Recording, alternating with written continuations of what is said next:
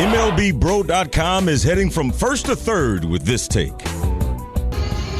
All right, this is Malik Wright with MLBbro.com here with Houston Astros manager Dusty Baker. Dusty, how you doing? I'm doing fine, man. Doing great. As long as I'm out here enjoying batting practice and just watching the opposition. Yes, sir. Now, Houston's been one of your mini stops. I'm from Texas, so I know a little about it. How's the town treating you? How you like the city? Well, I love the city. You know, I've been going to Houston, for years and years and years. And my first wife was from Lake Charles, Louisiana, and a whole bunch of her families from Houston. My best friend, Ralph Garr, and roommate from Houston. His kids are my god kids out of Missouri City. And so, like, I know a whole bunch about Houston. I'm just shocked on how fast Houston has grown. I mean, that is a major city now. And it's a sports town, big time sports town. Yes, sir. Now, you're creeping in on that top 10 all-time manager win list. Is that something that you think about, or just as you represent black managers, that's not a feat many see? Well, I wasn't thinking about it until a couple of years ago. You know, the clubhouse guy, a few years ago, the clubhouse guy in Cincinnati, he would come in and tell me who I passed on the list coming up, and I didn't even think about it. And then, you know, as I creep in on 2000, you start, I would keep lineup cards from different guys that I had passed, Casey Stengel, Tom Lasorda, and just different guys. But, it's something that, I'm proud of to hopefully motivate other brothers that might want to be in my position, because there should be more black managers that are qualified to be in the position that I'm in.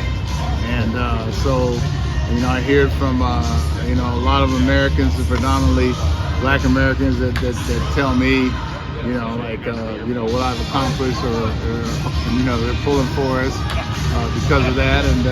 And hopefully, like I said, this will motivate some kids and motivate some other guys that might want to manage. Sure.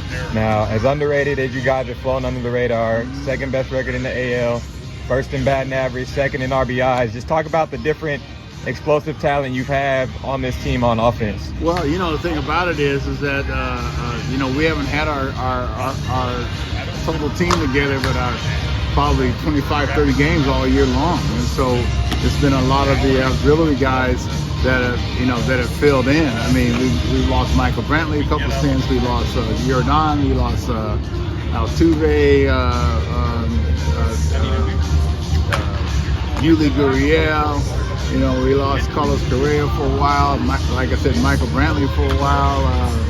We also lost Tucker for 2 stints, 20 games. And so, our offense can still get better.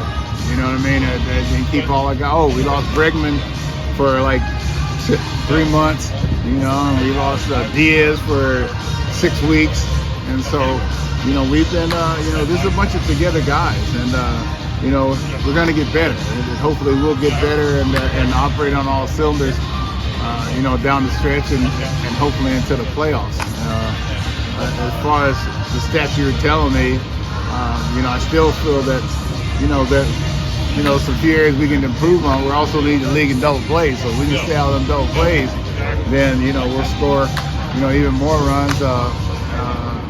And our pitching staff, you shocked me that when you told me we were number 1 in the ERA, because we've had a number of guys out.